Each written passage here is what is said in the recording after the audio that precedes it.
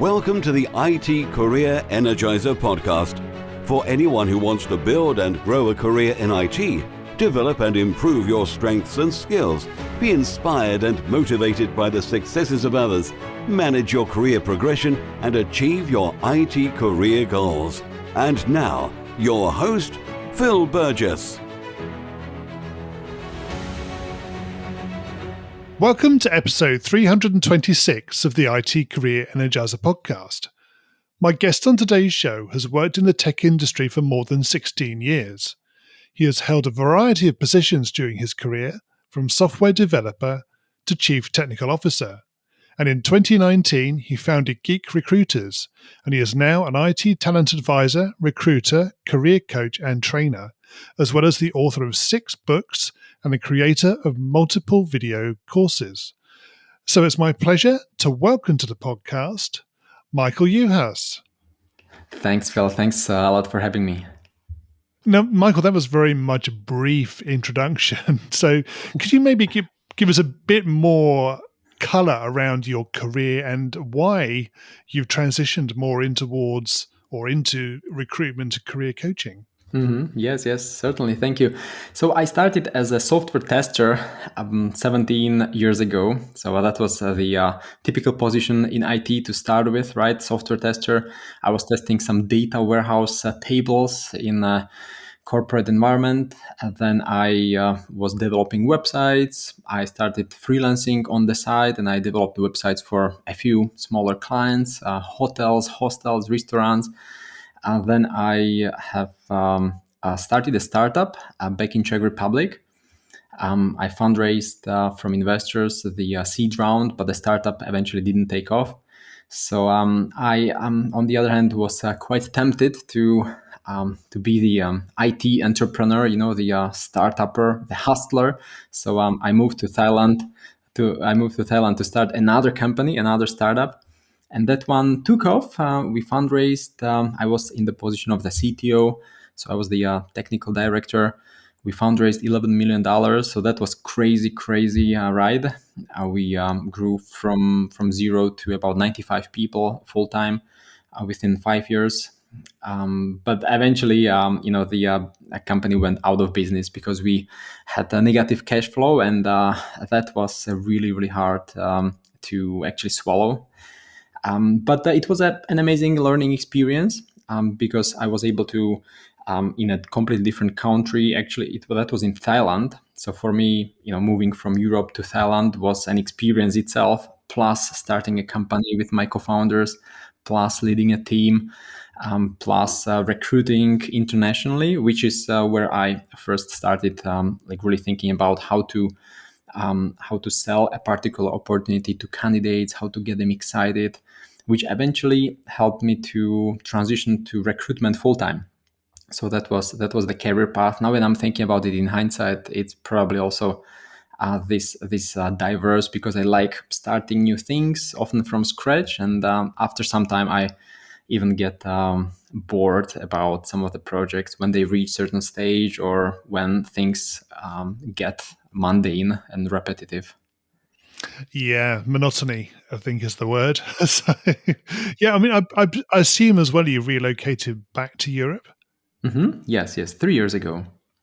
Right. Okay, fine. Cool. Okay. I mean, that was very helpful to get an understanding of, why you decided to transition. I'm sure we'll come back to the points as we go through the interview, but perhaps we can start. Michal, can you give us a career tip one of the audience may not be aware of and perhaps should be? So when I was the CTO, I was often interviewing candidates to join our company, and I was looking at their past experience and the diversity of projects they have been involved in. Even when interviewing junior candidates, I wanted to see some projects they worked on while studying, or even while they are working for some other company. There are all these opportunities to work on open source projects, or even get a few clients through Upwork or freelance.com or some other freelancing platforms.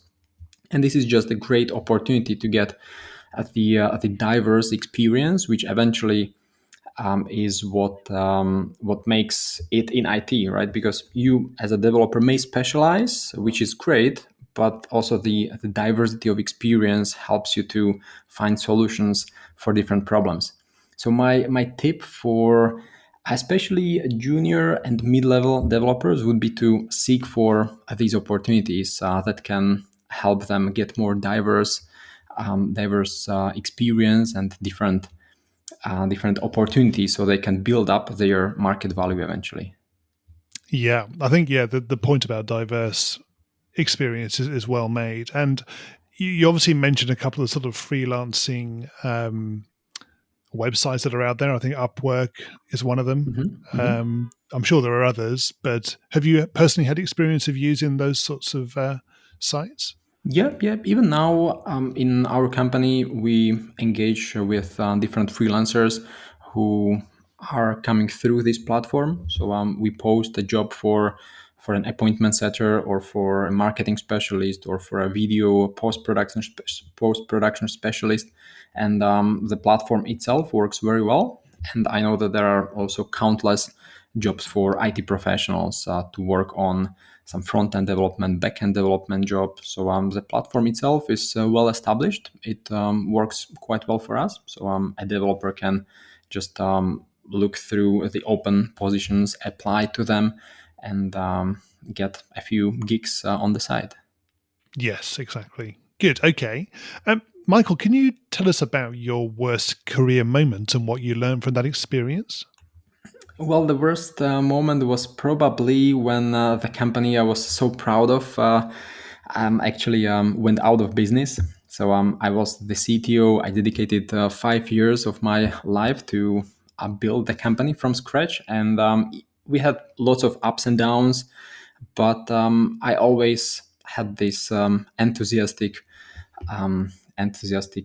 outlook, or I was looking at it like, hey, this will work, no matter what. And I'm sure there will be obstacles, but we will overcome them. And we overcame the first one, the second one, the 20th one, the 30th one. But at some point, that was just way too much to handle. And the worst moment was because I dedicated those 5 years and I didn't have any side projects. I didn't build up my personal brand. So it was really difficult to transition to something else, just because I didn't have any plan B. I didn't build up any network of recruiters or executive headhunters who I could tap into. So eventually, I was just standing there in Thailand, in Bangkok, after the company ran out of the business, and I was like, oh my god, like what I'm going to do now? Like, I burned out a little in the last few months, and I don't know what to do next, and I'm just sure I don't want to do any e-commerce business, because it was eventually not very rewarding. And then I started my discovery journey for the next 2 months, just to discover what actually to do with my career. Yes. Yeah, that must have been. I mean, I suppose did you see the likelihood that it was going to come to an end? Obviously, you said the last couple of months were quite stressful by the sound of it. So presumably you had sight or a feeling that this was likely to happen. Yep. And not just in the last few months of the business, but with these startups, it's always so insecure. You never know when you run out of cash. So that's why startups usually fundraise from investors. There is a seed round, then Series A, Series B, and we had some series in between. And with each round, you are wondering, are we going to make it? Because you have some burn rate, and at some point you may just not make it. That's also the reason why 9 out of 10 startups actually fail, because they don't sell their products or services fast enough to recover their costs, or they don't fundraise enough. So that was constant battle. That's actually what I really like about companies and starting companies from scratch, because it's such a battle. On the other hand, yeah, well, if you don't make it, then it sucks. Yes, I can believe that. Yeah, absolutely. Okay, maybe something a bit brighter. Can you tell us about your career highlight? The highlight. Well, I would say now when, for example, I work as the career coach and a recruiter, the highlight is when some of our colleagues, or not colleagues, but those who we find a new job for. So the software developers or other CTOs or heads of software development, when they find a great job, well, then I feel really proud. Like, hey, this has some meaning because the trajectory of someone's life is going to change.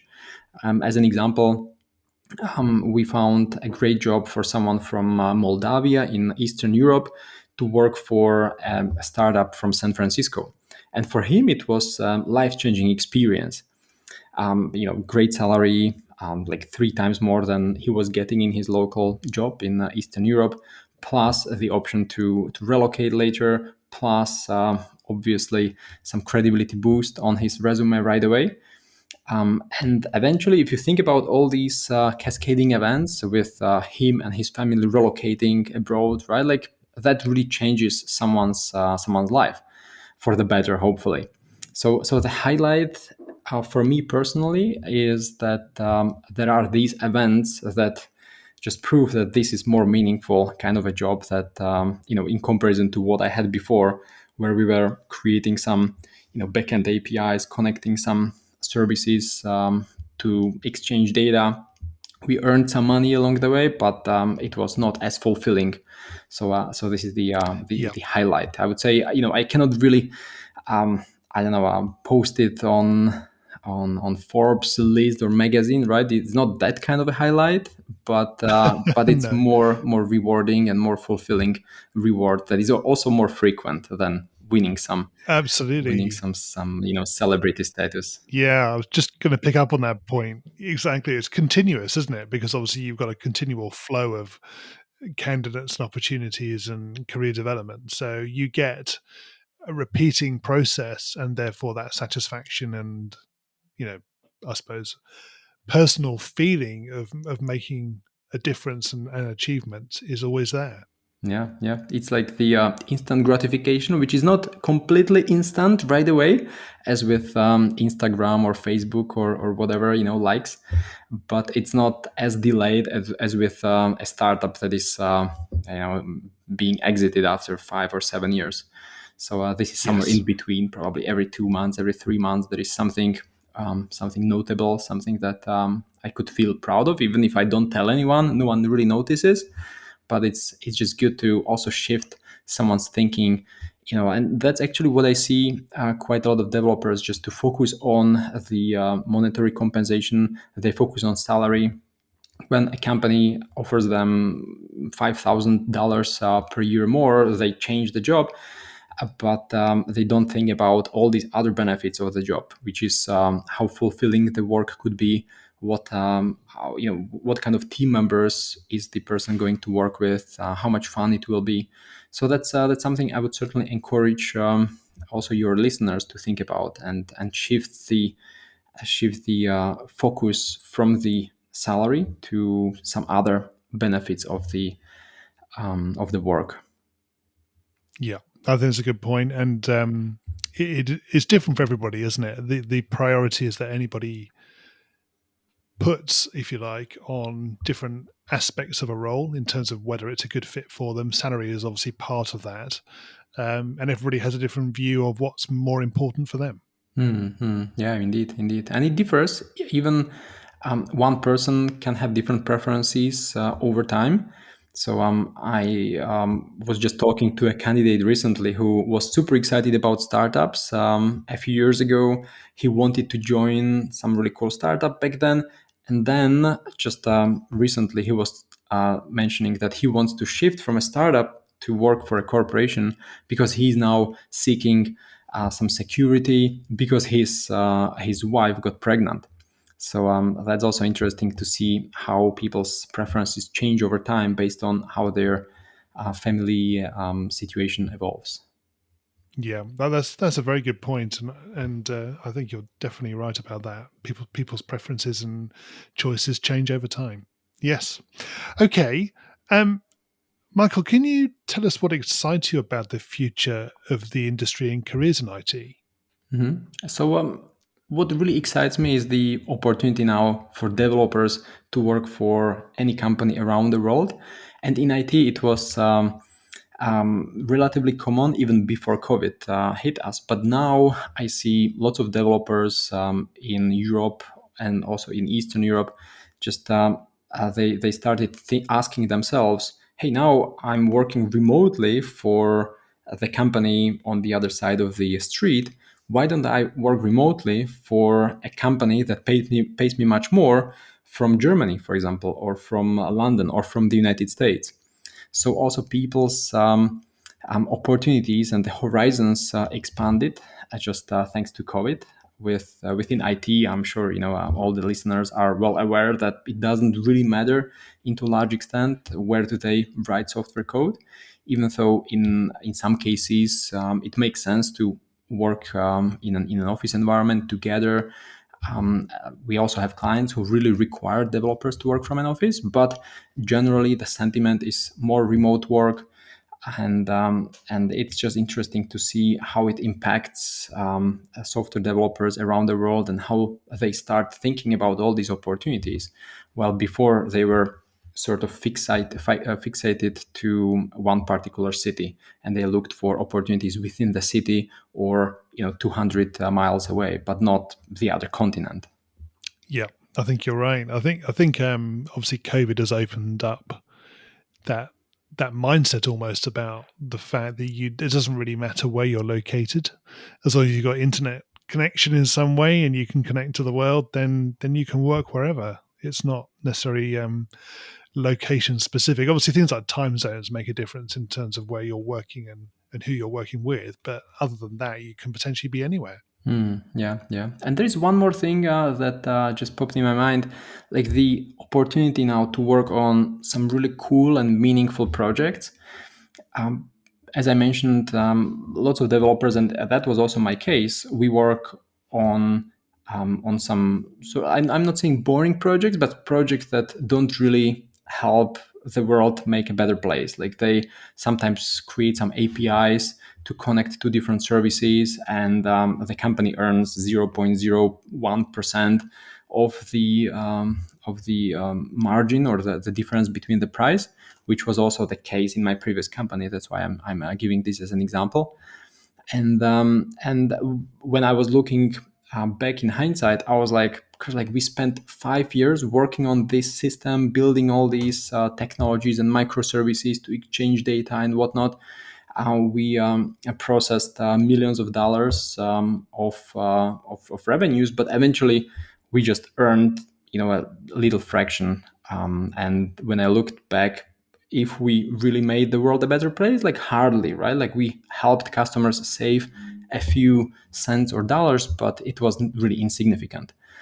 On the other hand, now while I work with different clients, and we recruit for them, I have a chance to observe that some of the companies are really trying to make a difference, and they work on some global challenges.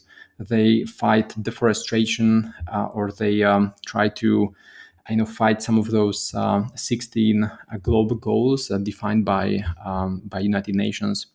And that's super inspiring, because a developer can spend the same year, the same 12 months, the same 160 hours per month working on some software, but it can make a difference in some companies, while in other companies it could just generate some 0.01% profit. And that is also something to take into consideration when looking for a job. Yeah, absolutely. Okay, we're going to go into the reveal round now. We're going to find out a little bit more about you and the way you think. Are you ready for this? Yes, please. Okay. So, what first attracted you to career in IT? That's a great question. I was really thinking hard, and the thing is that at first I didn't even want to join IT, the IT field. I went on to study something completely out of IT, but then while studying something completely else, it was like economics, some special field of economics. I don't even remember what was exactly the field. I realized it's not what I like. And then there was a friend of mine who was living with on the dormitory, and he just mentioned like, "Hey, I see you so excited about computers. Like, why don't you start doing something with computers? Like, why don't you start programming something?" Or I was like, "What? Like, I know nothing about it." So then I just sort of started working with him, and I somehow just dive deeper and I started enjoying it. So I wasn't really thinking about IT as a career. I was probably just following my passion, and it evolved to my career. So just to give you a Right. short answer now, I would say I followed my passion at first, and then the career come out of it.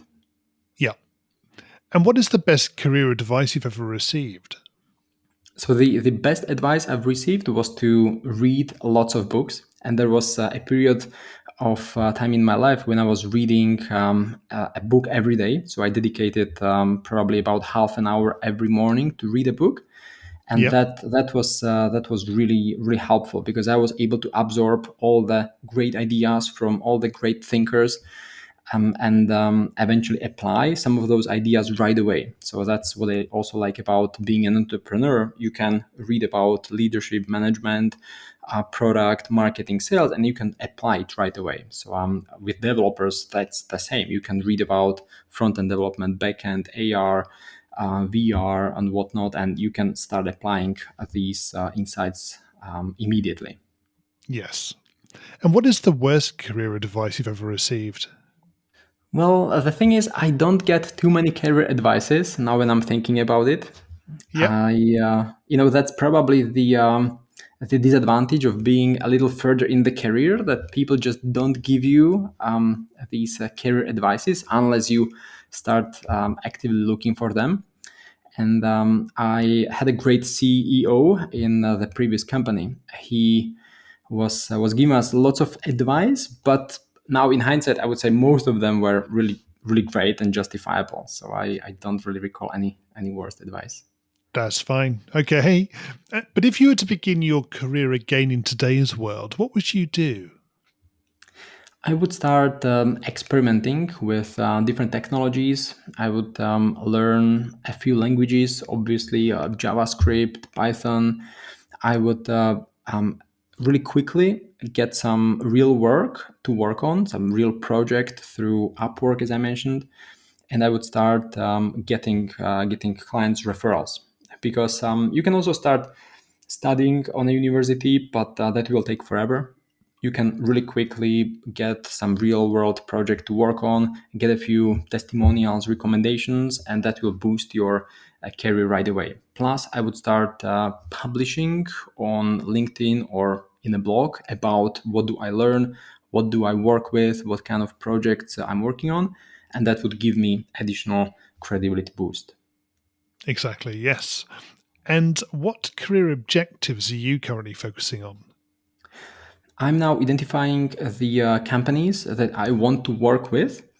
Those companies that are mission driven, companies that work on impactful problems and they want to solve them. So I can plug into their ecosystem and I can start working with them. And what's the number one non technical skill that has helped you in your career so far?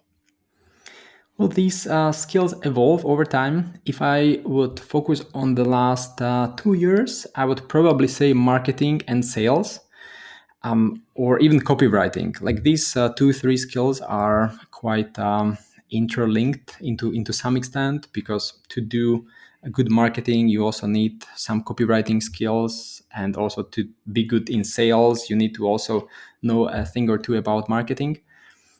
So I would say these three skills can also be applied in a career, because effectively, as a developer, as an IT professional, you are selling yourself on the market. So you need to be able to find your unique selling proposition. You need to be able to get a few recommendations or testimonials, which is what traditionally marketing does. You need to be able to rephrase sentences on your LinkedIn profile or a CV, so it actually stands out, which is the copywriting skill. So these three help me also to when I'm working with other clients, when I'm working with developers or managers, and we want to reposition them on the market, on the job market. So these are the Yeah. skills that are not too difficult to to get better at first. I mean, obviously, to become a professional marketer, digital marketer, that's hard, but it's not that difficult to learn a few phrases or these marketing and copywriting approaches that you can apply in your career right away. Yeah, that's a good point about applying it to your CV or your resume and also to LinkedIn. I think that's a great approach. And what do you do to keep your own career energized? I'm shifting to work with these mission-driven companies, as I mentioned just a while ago, because that gives the work additional reason. So it's not about just recruitment for clients, but it's about looking at the company and trying to find developers that can help them advance in their mission, because I know they are either trying to to help certain or to fight some problem. So I'm sort of helping them to find more developers to get the problem solved. So that gives me the additional Yep. energy in the morning. Good. Okay. And what do you do in your spare time away from technology? Well, that's really hard these days, especially in Yeah. especially these days when the work is so rewarding, and when I'm so passionate about the business and the growth of the company, and all my colleagues are great. So it's really hard to disconnect.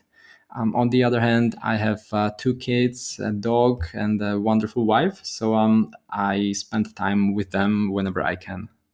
Good. And Michael, can you share with us a parting piece of career advice? I would say that when a developer, an IT professional, or someone is applying for a job, they should still write a little motivation letter or some.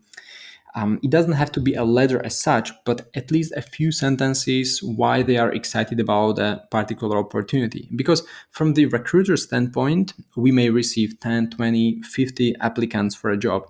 And immediately, when someone writes a few sentences about why are they interested in a particular opportunity, that just stands out, because these days people don't write motivational letters, they don't write any cover letters. So I'm not suggesting to write lengthy letters. You don't have to go overboard. That's also a little weird when someone writes half page. That's a little too much. But if you as an applicant can write just 3 sentences about why you are interested in a specific opportunity and why you believe you would be a good fit for it, that will certainly help you as an applicant stand out in the crowd. Yeah, that's good. Good advice, definitely. Being able to sort of bring it down to the salient points in a very succinct paragraph or sentence is absolutely key, isn't it? Yeah. Yeah. Right. Michael, how can we find out more about you and connect with you? I guess LinkedIn would work best. If someone can just go to my LinkedIn profile, they can also send a message to me. I have an open profile, so I'm quite responsive on LinkedIn. So they can just go to my LinkedIn profile. They can search my name, or if you can enter my LinkedIn profile in the show notes, then it would be probably easiest for them to connect with me this way. Yep, absolutely. The links will be there, and obviously back to your website. So, is there anything else you wanted to add? Well, we also have a few free ebooks that IT professionals and software developers could download on our website.